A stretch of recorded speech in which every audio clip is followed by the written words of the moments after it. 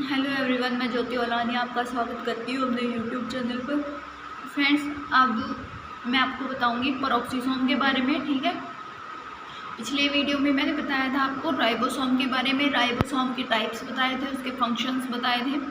अभी मैं बताऊंगी पेरोक्सीसोम्स के बारे में। छोटा सा टॉपिक है, ठीक है। तो अब हम पढ़ते हैं पेरोक्सीसोम्स। क्या होते हैं पेरोक्सीसोम्स? इसके लिए हम पढ़ेंगे सबसे पहले इसका इंट्रोडक्शन पढ़ेंगे, फिर उसके बाद में इसका स्ट्रक्चर पढ़ेंगे, स्ट्रक्चर के बारे में इसके फंक्शंस पढ़ेंगे। ठीक है, अब देखते हैं इंट्रोडक्शन। होता क्या है पेरोक्सीसोम? पेरोक्सीसोम एक्सटेंशन होते हैं। पेरोक्सीसोम क्या होते हैं?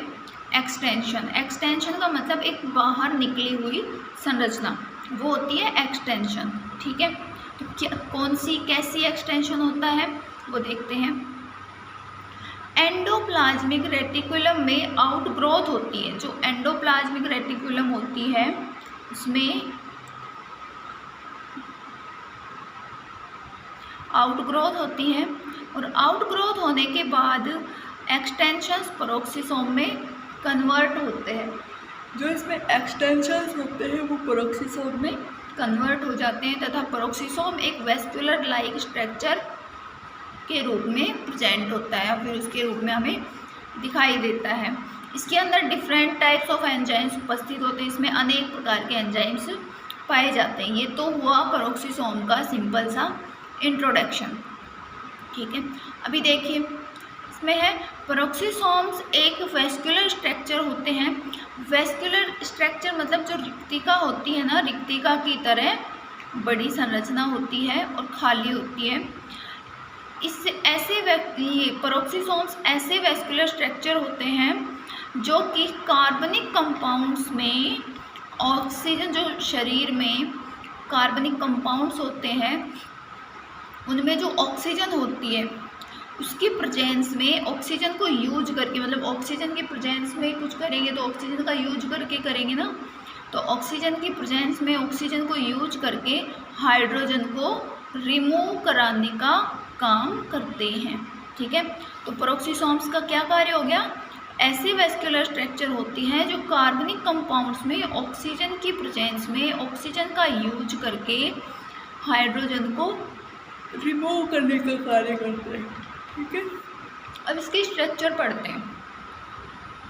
स्ट्रक्चर सबसे पहले जो ये होती है एंडोप्लाज्मिक रेटिकुलम, ये ऐसे होती है। इसके बाद में इसमें एक आउटग्रोथ होती है या फिर एक एक्सटेंशन निकलता है, और ये जगह जगह इसमें स्पेशलाइज्ड प्रोटीन होते हैं। ठीक है, तो ये जो ग्रोथ होती है ये आगे चल के और ये अलग हो जाती है, और जो इसमें ये स्पेशलाइज्ड जो ये प्रोटीन्स होते हैं वो सारे इसी में रह जाते हैं। ठीक है, तो ये इसमें आ जाते हैं आगे जब ये स्ट्रक्चर बनती है। धीरे धीरे ये जो स्ट्रक्चर है वो बड़ी हो जाएगी और पेरोक्सीसोम में कन्वर्ट हो जाएगी। ठीक है, जब ये परिपक्व ये पेरोक्सीसोम होता है, ये साइटोसोल से अपने न्यूट्रिशंस ग्रहण करता है। जो अपने साइटोसोल से क्या ग्रहण करता है? न्यूट्रिशंस। ठीक है, अब एक सवाल आता है कि ये साइटोसोल से न्यूट्रिशन ग्रहण करेगा तब ये आगे कार्य करेगा, तो साइटोसोल क्यों नहीं कर सकता? साइटोसोल निष्क्रिय रहकर इसको न्यूट्रिशन प्रदान करता है और फिर ये ऑक्सीजन की प्रेजेंस में हाइड्रोजन को रिमूव करता है। ठीक है, अब इसके आगे जब इसकी स्ट्रक्चर बढ़ती है तो इसके आगे देखिए ये स्ट्रक्चर बाइनरी डिफ्यूजन के रूप में लंबी हो जाती है। ठीक है, और बीच में एक खांच जैसी संरचना पड़ना शुरू हो जाती है। ठीक है, जब इसमें खांच जैसी संरचना पड़ना शुरू होगी तो धीरे धीरे ये दोनों ऐसे दो पेरोक्सीसोम्स बन जाएंगे। मतलब डॉटर पेरोक्सीसोम बोल सकते हैं इनको, या फिर न्यू पेरोक्सीसोम का निर्माण हो जाता है। और न्यू पेरोक्सीसोम का निर्माण होने के बाद में यही प्रोसेस वापस से स्टार्ट हो जाती है। ठीक है, तो ये हो गई पेरोक्सीसोम की स्ट्रक्चर। आगे देखते हैं फंक्शंस, क्या क्या फंक्शन होते हैं। देखो, हमने अभी अभी पढ़ा था कि पेरोक्सिसोम ऐसे वैस्कुलर स्ट्रक्चर होती है जो कार्बनिक कंपाउंड्स में ऑक्सीजन की प्रेजेंस में ऑक्सीजन को यूज करके हाइड्रोजन को रिमूव करते हैं। ऑक्सीजन की प्रेजेंस में ऑक्सीजन को यूज करके ये है कार्बनिक कंपाउंड्स, ठीक है, जो हाइड्रोजन के साथ बॉन्ड बना रखे हैं। और ये विशिष्ट एंजाइम्स होते हैं जिसमें कार्बनिक कंपाउंड से हाइड्रोजन किसके रूप में निकल गया बाहर, हाइड्रोजन पेरोक्साइड के रूप में, ठीक है। ये तो हो गई फर्स्ट रिएक्शन। इसके बाद में जो हाइड्रोजन पेरोक्साइड है वो वापस से कार्बनिक कंपाउंड के साथ रिएक्शन करके कार्बनिक कंपाउंड अलग हो जाएगा और जल में बदल जाता है, ठीक है। तो ये हो गया इसका सिंपल सा फंक्शन। अब देखिए ह्यूमंस में, अपन वैसे बॉटनी पढ़ रहे हैं लेकिन इसमें स्पेशल है ये एक विशेष, ह्यूमंस में जो अल्कोहल होती है मतलब एथेनॉल जो होता है वो क्या होता है H2O2 के साथ रिएक्शन करके पेट में ही एसिडल्डिहाइड में कन्वर्ट हो जाता है या पच जाता है।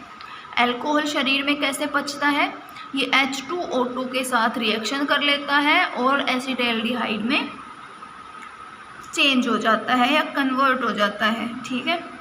अब देखिए H2O2 को जब तोड़ा जाता है तो क्या बनता है, H2O2 से जल बनता है और ऑक्सीजन। ये जो रिएक्शन है वो संतुलित नहीं है, ठीक है। नॉर्मली बताया जा रहा है आपको कि H2O2 जब टूटता है तो जल और ऑक्सीजन का अणु बनाता है, ठीक है।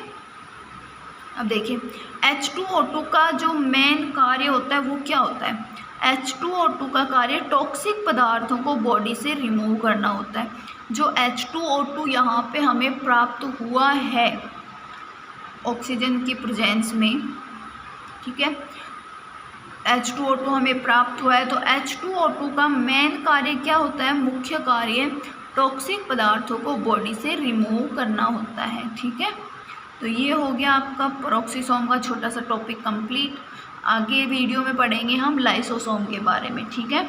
तो वीडियो पूरा देखें, पूरा देखने के बाद लाइक करें, शेयर करें और सब्सक्राइब करें ताकि ज़्यादा से ज़्यादा लोग इसको देख सकें, ठीक है फ्रेंड्स। Thank you.